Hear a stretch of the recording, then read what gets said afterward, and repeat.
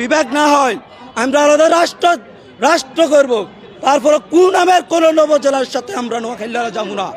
আলাদা রাষ্ট্র করার মতো নোয়াখালী সেই আলাদা সব কিছুই আছে।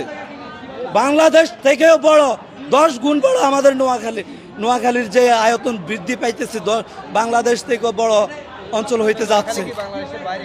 নোয়াখালী বাংলাদেশের একটা সুনামধন্য জেলা, আদিকাল থেকে একটা জেলা। তবে আমাদের সাথে যদি সরকার বৈষম্য করে তাহলে আমরাও বৈষম্য করব। সরকার এই পর্যন্ত আমাদের নোয়াখালীতে কিছুই করে নাই। আমাদের বৃহত্তর নোয়াখালী একটা প্রাচীন জেলা, এ পর্যন্ত তারা আমাদের নোয়াখালীর জন্য বিন্দু পরিমাণ কিছু করে না। যতগুলো আপনি প্রাইভেট মেডিকেল কলেজ দেখবেন আমাদের নোয়াখালীতে সব আছে প্রাইভেট মেডিকেল কলেজ। আপনার যা দেখবেন সব প্রাইভেট, যতগুলা অবকাঠামো দেখবেন সব প্রাইভেট। সরকারে এখানে কিছুই করে নাই।